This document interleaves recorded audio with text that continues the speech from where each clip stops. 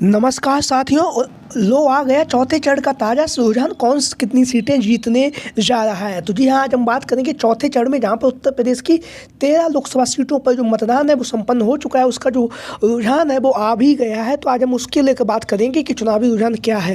तो एक एक करके हम सारी सीटों पर बात करने जा रहे हैं। तो सबसे पहले हम बात करेंगे कन्नौज की लोकसभा सीट को लेकर। कन्नौज की लोकसभा सीट, जहाँ से स्वयं सपा मुखिया अखिलेश यादव जी चुनावी मैदान में उतरे हुए हैं। लगातार अखिलेश यादव जी ने वहाँ पर चुनावी प्रचार किया। चुनावी प्रचार के माध्यम से रोड शो भी किया गया और यहाँ पर राहुल गांधी जी भी कन्नौज की लोकसभा सीट पर आए हैं। तो कहीं ना कहीं अखिलेश यादव जी यहाँ से रिकॉर्ड मतों से जीतते हुए नजर आ रहे हैं। वहीं पर हम बात करेंगे कानपुर लोकसभा सीट से, जहाँ पर भी अखिलेश यादव जी ने चुनावी जनसभाओं को संबोधित किया है और लगातार कानपुर की जो लोकसभा सीट है वहाँ पर बदलाव होता हुआ नजर आ रहा है, क्योंकि यहाँ से भारतीय जनता पार्टी ने अपने जो वर्तमान समय में जो सांसद थे उनका टिकट काट कर नए प्रत्याशी के रूप में अन्य प्रत्याशियों को चुनावी मैदान में उतारा, जिसका कहीं ना कहीं अखिलेश यादव जी को फायदा होता हुआ दिख रहा है और इंडिया गठबंधन को भी इसका फायदा होगा। जिस तरह से वर्तमान सांसद का जो टिकट है वो भारतीय जनता पार्टी ने कानपुर से काटा है, तो जो कानपुर की लोकसभा सीट है वो भी कहीं ना कहीं इंडिया गठबंधन के पक्ष में जाती हुई नजर आ रही है। अब हम बात करेंगे सबसे ज़्यादा चर्चित, वो है फर्रुखाबाद की लोकसभा सीट, जहां से डॉक्टर नवल किशोर साक्य चुनावी मैदान में उतरे हुए हैं। इंडिया गठबंधन के प्रत्याशी लगातार इन्होंने चुनावी जनसंपर्क किया, लोगों से मिले, लेकिन अब जो रुझान सामने आया वो ये है कि साक्य यादव मुस्लिम और दलित वोट बैंक यहाँ तक नवल किशोर साक्य जी के पक्ष में जाता हुआ नजर आया। तो कहीं ना कहीं जो फर्रुखाबाद की लोकसभा सीट है वहाँ से समाजवादी पार्टी जीतती हुई नजर आ रही है। वहीं पर हम बात करेंगे अब, जैसा कि आप लोग देख रहे हैं, इटावा लोकसभा सीट से, इटावा की लोकसभा सीट से जहां से जितेंद्र दोहरी चुनावी मैदान में उतरे हुए हैं।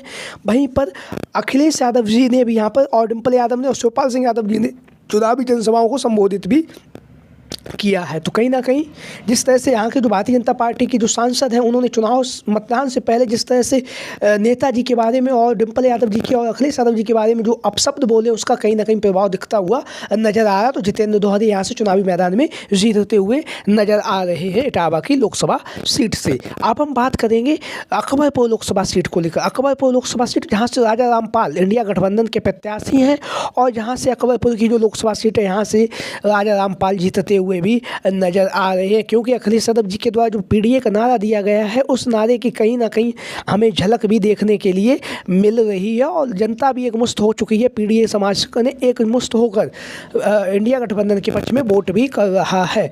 वहीं पर हम बात करेंगे धौरहरा की लोकसभा सीट को लेकर। धौरहरा की लोकसभा सीट, जहाँ से आनंद भदौरिया चुनावी मैदान में उतरे हुए इंडिया गठबंधन के प्रत्याशी हैं। प्रत्याशी होने के साथ ही साथ इन्होंने लगातार चुनावी जनसभाओं को संबोधित किया था और जो अब रुझान सामने आ रहे हैं उस रुझान में कहीं ना कहीं जो धौरहरा की जो लोकसभा सीट है वहाँ पर आनंद भदौरिया जीतते हुए नजर आ रहे हैं।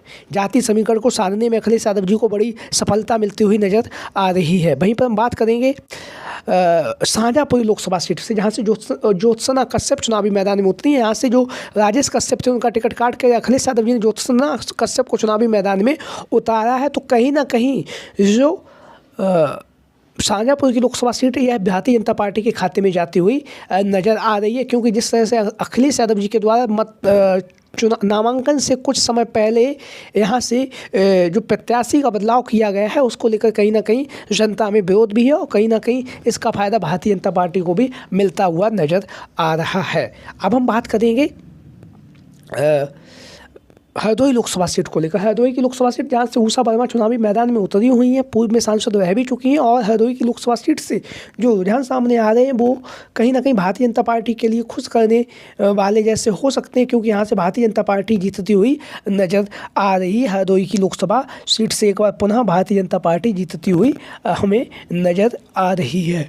तो इस तरह से लगातार चुनावी रुझान चल रहे हैं। लगातार जो ओपिनियन पोल्स के माध्यम से जनता अपनी राय भी दे रही है और जनता जो राय दे रही है वोटिंग के माध्यम से, जैसे भी उसी हिसाब से जो ओपिनियन पोल हैं वो तैयार किए जा रहे हैं। तो अब हम बात करेंगे जो बहराइच लोकसभा सीट से, जहां से रमेश गौतम जी चुनावी मैदान में उतरे हुए हैं और कहीं ना कहीं इसका फायदा अखिलेश यादव जी को होता हुआ नजर आ रहा है। बहराइच की लोकसभा सीट से इंडिया गठबंधन के जो प्रत्याशी हैं रमेश गौतम जी, वो कहीं ना कहीं जीतते हुए नजर आ रहे हैं, बढ़त बनाए हुए हैं बहराइच की लोकसभा सीट पर। तो लगातार अखिलेश यादव जी की जो सीटिंग का जो फॉर्मूला था वो कहीं ना कहीं इंडिया गठबंधन और समाजवादी पार्टी के लिए फायदेमंद साबित होता हुआ नजर आ रहा है। तो बहराइच की लोकसभा सीट से रमेश गौतम जी चुनावी मैदान में जीतते हुए नजर आ रहे हैं। अब हम बात करेंगे उन लोकसभा सीटों को लेकर जहां पर हमें कांटे की जो लड़ाई है वो देखने के लिए मिल रही है। तो एक एक करके हम बात करते हैं। तो सबसे पहले हम बात करेंगे, जैसा कि आप लोगों को पता ही है, सीतापुर की लोकसभा सीट, जहां से इंडिया गठबंधन और कांग्रेस के प्रत्याशी और चुनावी मैदान में उतरे हैं। तो सीतापुर की जो लोकसभा सीट है, यहाँ से कहीं ना कहीं कांटे की लड़ाई हमें देखने के लिए मिलती हुई नज़र आ रही है। और हरदोई की लोकसभा सीट पे भी, यहाँ पे भारतीय जनता पार्टी जीतती हुई नज़र आ रही है। मिश्रिख की लोकसभा सीट पर भी हमें कांटे की लड़ाई देखने के लिए मिल रही है। तो लगातार अखिलेश यादव जी के द्वारा जो जाति समीकरण के हिसाब से जो टिकटों का बंटवारा किया गया, उसका कहीं ना कहीं अखिलेश यादव जी को फायदा होता हुआ नजर आ रहा है। चौथे चरण की 13 लोकसभा सीटों में लगभग 8 से 9 लोकसभा सीटों पर समाजवादी पार्टी और इंडिया गठबंधन जीतता हुआ नजर आ रहा है। वहीं पर 4 से 5 लोकसभा सीटें ऐसी हैं जहां पर भारतीय जनता पार्टी जीतती हुई नज़र आ रही है। तो आप लोगों की क्या राय है? सभी साथी कमेंट बॉक्स के माध्यम से अपनी राय ज़रूर दें। इसके साथ ही साथ जो भी साथी हमारे इस चैनल पर आज पहली बार आए हैं वो चैनल को सब्सक्राइब करें, वीडियो को लाइक करें। वीडियो को अंत तक देखने के लिए आप सभी का बहुत बहुत धन्यवाद एवं आभार। जय हिंद, जय भारत, जय समाजवाद, जय Akhilesh mission 2024। Thank you for watching this video.